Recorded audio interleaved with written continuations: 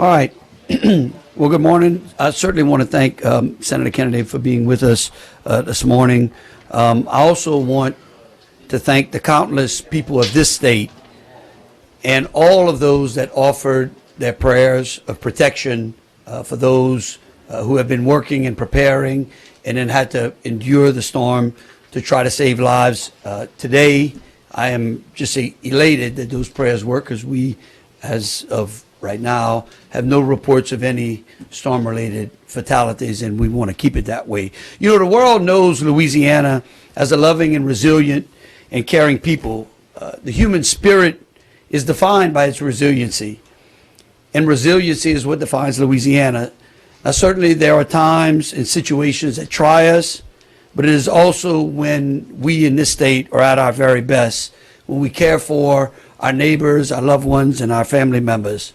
And as we begin this recovery, let us care for those family members and our neighbors, check on them, make sure that they are secure, because that is who we are here in Louisiana. And the worst of times normally brings out the best of us. We are the very epitome of a resilient people, and it comes from looking out for one another. You know, tough times never last in Louisiana, but we are, I believe, the toughest people on earth. And to that fact, I'd like to just share this quick story. You know, last night around 8:45 p.m. in New Orleans, we saw that resiliency in action. A driver in a pickup truck drove around barricades in dangerous floodwaters, and as a result, he nearly became fully submerged. Luckily, a good Samaritan, Miles Crawford, an ER nurse in a city used to being in high-stress situations, sprung into action, grabbing a hammer from his home and smashed one of the windows, saving this driver's life. I want to thank Miles for that. I also want to remind the people of Louisiana that we put out these warnings specifically to avoid these kinds of situations. You know, as storms approach, GOHSEP and our local officials and federal partners do preparation, and that preparation is meant to protect lives and property. And now we're in a recovery phase. We got a very large amount, as Jay, I'm going to bring Jay up in just a second, amount of rainfall in the New Orleans metropolitan area. That was something that was unexpected. We knew that. We said that in yesterday's press conference, that even the best laid plans always never survives the first contact with the enemy. And we saw a contingency, unexpected contingency that we had to deal with last night. The good news is that at the peak we had over 450,000 people without power, and right now we're down to 350,000 people without power. I would remind people that for us to be able to get our utilities back online, we want, if you do not have to be on the roadway, we urge you to stay off of the roadway. If you need to be on the roadway, if you're going to work in one of those critical jobs, we ask that you drive slow and respect those that are on the roadway trying to put our services back in service. With that, I'd like to bring Senator Kennedy up for just a second, and then we'll hear from our climatologist. Senator.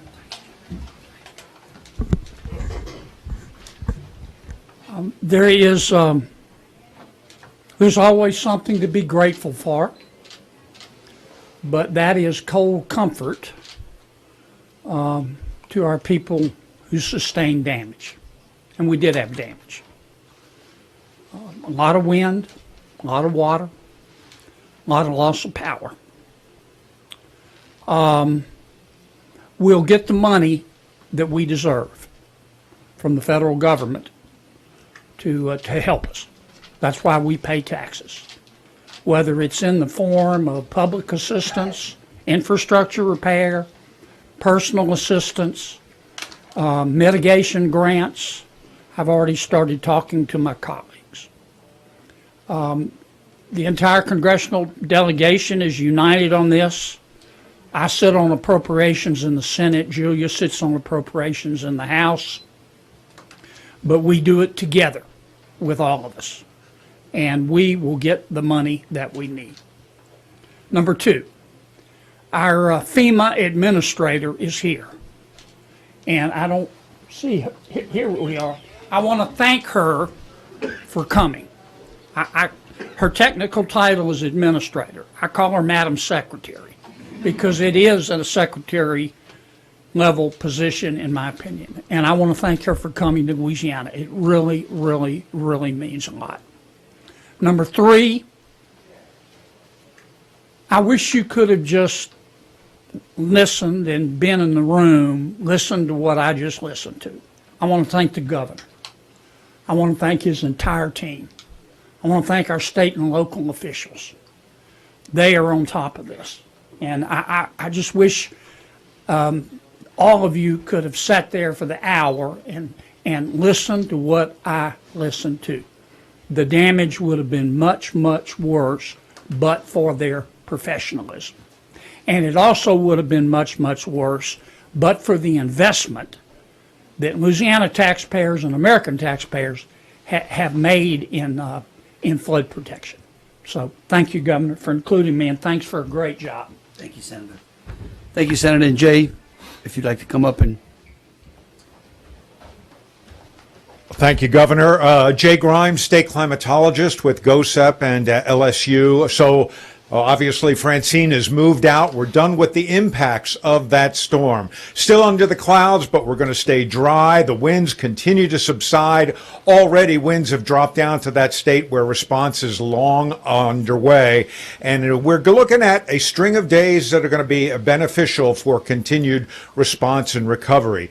In terms of the impacts, yes, the rains were, as the governor pointed out, rains particularly in the New Orleans area. In fact, on both sides of the tidal lakes, North and South Shore, were a little more significant than what we expected. Two reasons for that. One, the storm did take a slight jog to the east. Number two, it moved a little more slowly than we expected. And we also had a pretty healthy north eye wall as that system worked its way through southeastern Louisiana. Rainfall totals in and around the Crescent City, widespread, 5 to 7 with some 8-inch pockets there. And on the North Shore, we had some places that had double-digit rainfall. So no surprise, we had flooding around Metro New Orleans, and it's also no surprise that we're seeing minor to moderate flooding in the Florida parish rivers. The lakes are up right now, but the winds have turned around. The lakes are going to drain, and the flooding in the Florida parish rivers, although significant, is something that most of those folks are accustomed to. The waters will fall in the coming days, and again, recovery well underway. Thank you, Governor. Thank you, Jay. And I'd like to bring Brandon Riswood to PSC because everybody is interested in when their electricity is going to go on. Brandon. Thank you, Governor. Brandon Fry, I'm Executive Secretary with the Louisiana Public Service Commission. As the Governor said, we peaked, and our numbers are about 410,000, but that does include the city of Morgan City and city of Houma we don't regulate. But the numbers are dropping pretty quickly. At 9 a.m. we were reporting about 400,000. We're down to about 355 now. I'll give you some utility-specific peaks. Energy peaked at about 302,500. That includes Energy Louisiana and Energy New Orleans. We're down to about 260 now. Demco peaked about 40,000. We're down to 29.5. Clico peaked about 37. We're down to 28.5. Washington St. Tammany peaked at about 24.5, and we're down to 17.5. And Sleeka peaked about 20,600, and they're still at that number now. Obviously, they were at the epicenter of where Francine hit. The numbers we're seeing coincide with where landfall was. Obviously, the highest outages are in Lafourche and Terrebonne, following up the river parishes through the North Shore. The governor mentioned resilience, and I think we have some numbers that will explain the value of resilience on the electric side as well. So we've tracked for about 20 years historical numbers for hurricanes max outages at the PSC level. And there's two storms I want to point out that took a similar path. Hurricane Gustav in 08, which was a high-end Category 2, so a little bit stronger than Francine, and Hurricane Isaac in 2012, which was a high-end Category 1, a little weaker. For Gustav, we maxed out at about 1.3 million in outages, and Isaac 900,000. Here we're looking at about 450,000 max, so less than half of a corresponding storm. I think resilience has something to do with that. One last thing, the outages we're seeing now, we're still in the assessment phase. The utilities have their crews out assessing damage. That's why the restoration is coming on as they're getting out there. But the bulk of the damage appears to be vegetation related. So trees, limbs, some of those diseased from the drought. We're not seeing a lot of structural damage, but as that information gets in, we will report that out. So no big transmission losses that we're seeing right now. Thank you. General Freelou? Yes, sir. Major General Freelou, Adjutant General for the state of Louisiana. We were deployed across southwest and central Louisiana. At the light this morning, our forces moved out and conducted a search and rescue, both land, boat, and air, with nothing significant to report. It's an absolutely great news story. We have 14 route clearance teams that are out, engineer assets moving, clearing roads and lines of communication for our first responders can move in. We are focused on commodities distribution now and preparing for those citizens in need that need commodities, and we'll be able to execute that in accordance with GOHSEP's timeline. That's it, sir. Thank you. Good morning, everyone. Colonel Robert Hodges, Superintendent, Louisiana State Police. Overnight, our troopers and DOTD partnered continuously to remove debris and trees from our area of roadway and interstates. We continue to assess damage and road conditions throughout the day. However, we still ask everyone to stay home and avoid unnecessary travel until we evaluate and clear the roads. I'm incredibly proud of our personnel and emergency responders across the state who braved the dangerous conditions yesterday evening throughout the night to ensure the safety of our communities. As reported overnight, one of our Troop A troopers outside the Baton Rouge area was injured while removing a downed tree across I-10 in Ascension Parish. I'm pleased to report that the injuries were minor and the trooper has been released from the hospital and is home recovering. As always, troopers are ready and fully prepared to respond, but everyone needs to help to ensure the safety of our communities. Thank you. Would you like? Governor.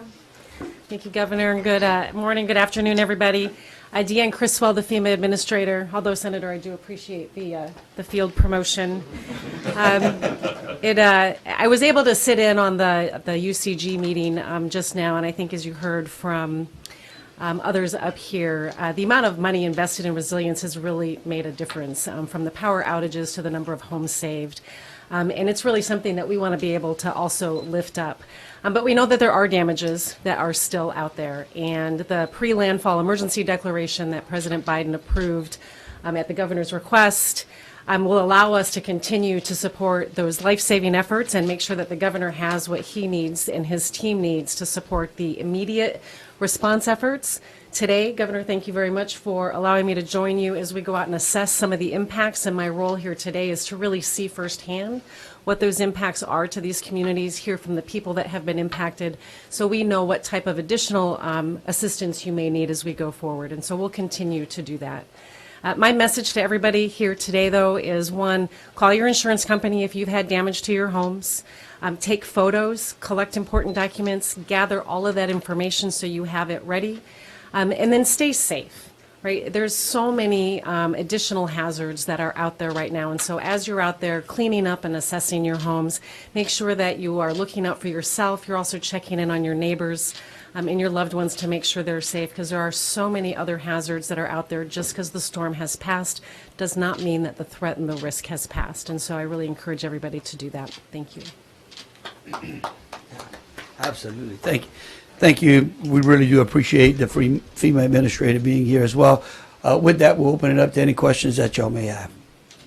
Governor, how many people did we have in shelters due to the storm? Hold on, I'll bring Judge Matlock up. We, at the max, had around 500. We had a capacity for around 5,000 in local shelters.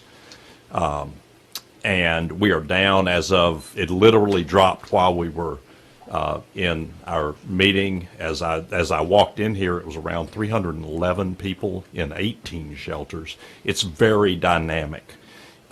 Through the night, we expect some increase in occupancy. People are out working. They're out helping their neighbors. They're out dealing with it. So.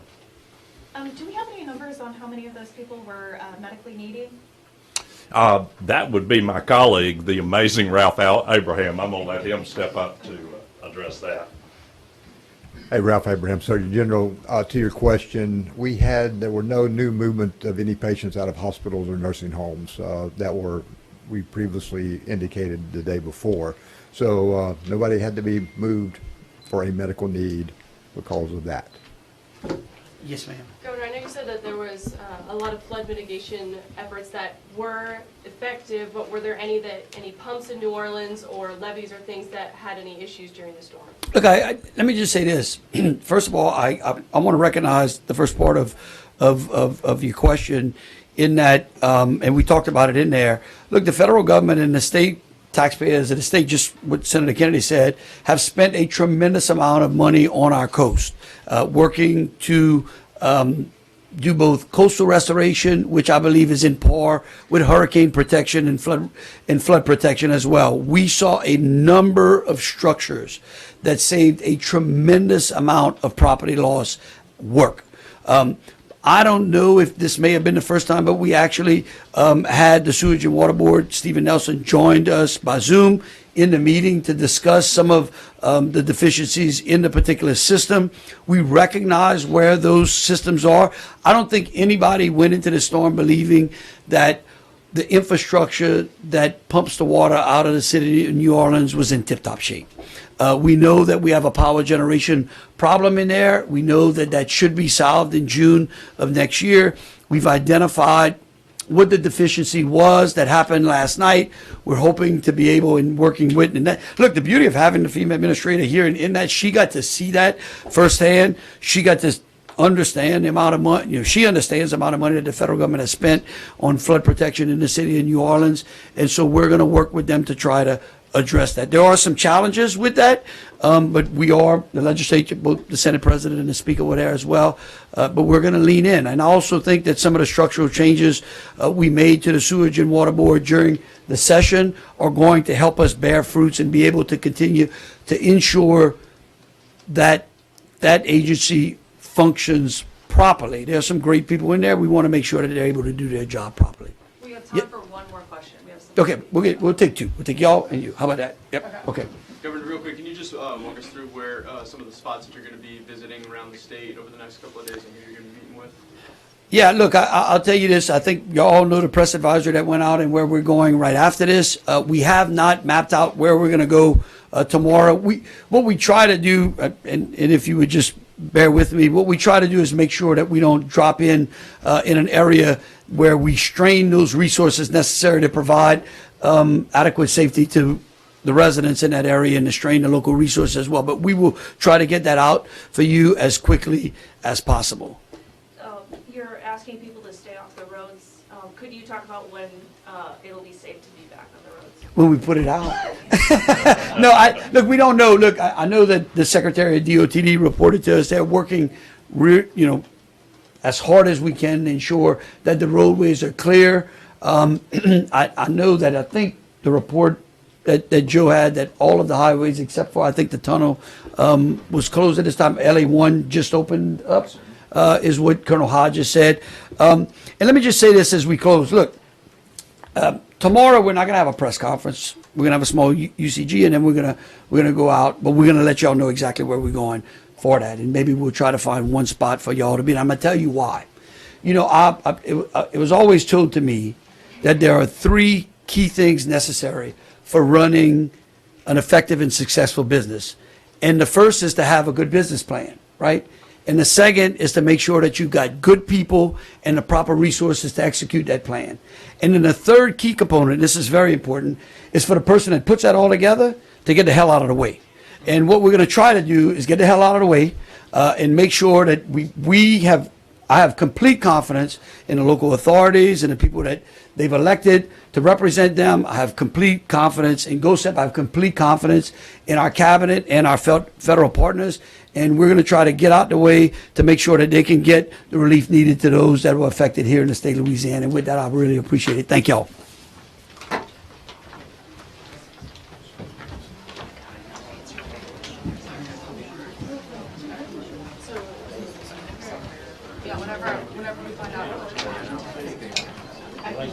Change the question.